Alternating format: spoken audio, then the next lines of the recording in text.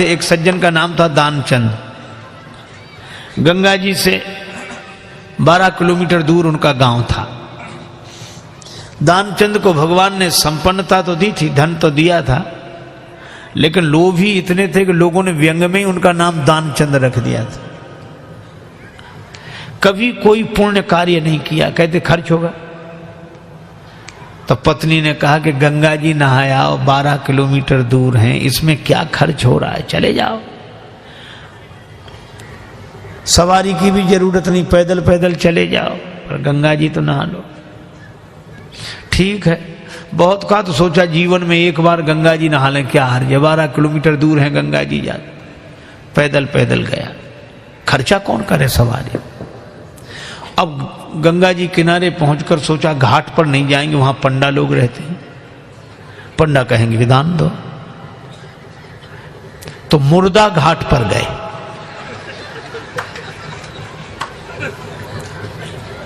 अब मुर्दा घाट तो खाली रहता,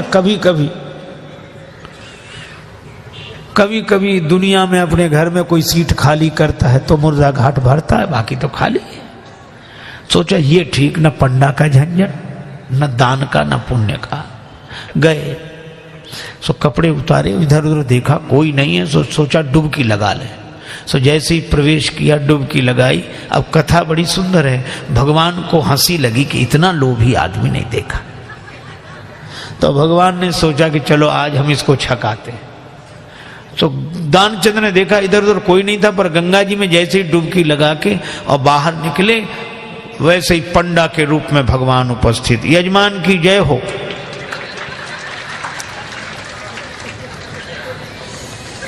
दानचंद बोले तुम कौन हो। भगवान ने कहा कि हम पंडा हैं, संतोषी ब्राह्मण हैं, इसी घाट पे पड़े रहते हैं।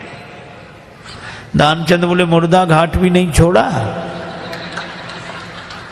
पंडा जी बोले हम संतोषी ब्राह्मण हैं और घाट पर तो और पंडा लोग रहते हैं, हम तो यहीं पड़े रहते हैं, और हमारे लिए कोई ना कोई आप जैसा यजमान आ जाता है, 1-1 वर्ष तक का खाने पीने का इंतजाम कर देता है। दानचंद बोले 1-1 वर्ष इंतजाम हम एक दिन का भी नहीं कर सकते, एक समय का भी नहीं। पंडा जी बोले कोई जबरदस्ती थोड़ा ही है, आपकी जैसी श्रद्धा हो, कुछ ना कुछ तो देना पड़ेगा। दानचंद बोले हमने आज तक नहीं दिया। पंडा जी बोले आज तो देना पड़ेगा। तो अब सोचा क्या करें, बोले उधार दे रहे हैं। उधार, हाँ कितना, बस वो 1 धेला, उन दिनों चलता था 1 धेला, बस 1 पैसा। भगवान ने कहा चल दिया, तो संकल्प करा लिया 1 धेला उधार देकर। 12 किलोमीटर गया, नहाया, फिर 12 किलोमीटर पैदल चलकर आया। शाम होने को आई, थका हुआ दानचंद बेचारा घर में भीतर सोने ही जा रहा था। तब तक दरवाजे पे आवाज आई, यजमान की जय हो। दानचंद का देखो कौन है। पत्नी बाहर गई, देख कर आई और बोली किसी पंडा से कुछ देने के लिए कहे आए थे। दानचंद बोले कहा था। बोले आ गए, बाहर आई हैं। दानचंद बोले आ गया वो, हाँ। दानचंद बोले कि कह दो कि अभी दानचंद बीमार हैं, 2-4 दिन बाद आना। पत्नी ने कहा कि वो तबीयत खराब हो गई, वो बीमार ज्यादा हैं, आप 2-4 दिन बाद आना। पंडा जी बोले दान मिले चाहे ना मिले, पर हमारे संकल्प में वो हमारे यजमान बीमार हो, ऐसे संकट के समय यजमान को छोड़ना धर्म नहीं, हम भी यहीं रहेंगे जब तक वो स्वस्थ नहीं हो जाते, यही इंतजाम कर दे। आप तो सामग्री ला दो, हम तो बना लेंगे अपने हाथ से भोजन। पत्नी ने फिर जाके कहा, पर दानचंद भी अद्भुत आदमी, कहने लगा नहीं जा रहा ना। बोलो कह रहे यहीं रहेंगे जब तक बीमार रहोगे। दानचंद बोला तो कह दो मर गए वो।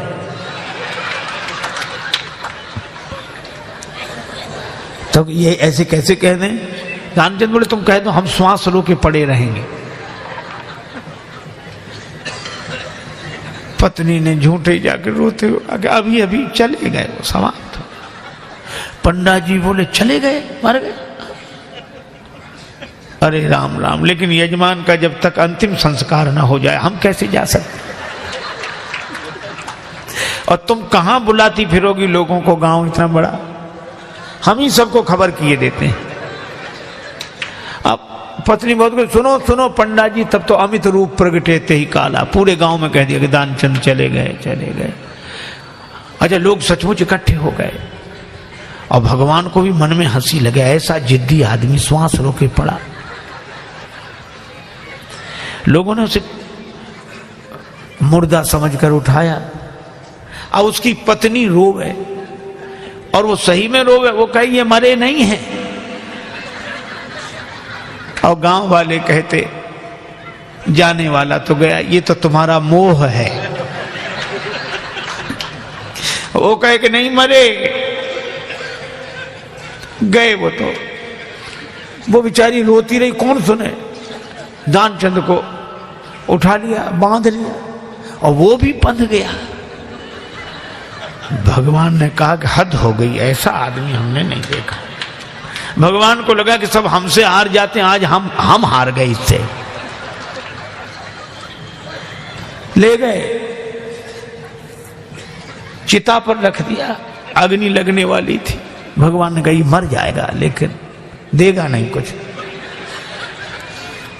तो भगवान ने कहा कि यजमान के कान में हम कुछ मंत्र बोलेंगे। हाँ ठीक है। सो भगवान ने कान में कहा, आया हूं बैकुंठ से तुम हित नाता जोड़।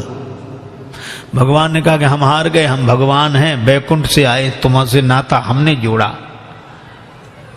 सो पंडा ने जो कहा कि आया हूं बैकुंठ से तुम हित नाता जोड़, तो दानचंद ने सोचा ये तो भगवान है।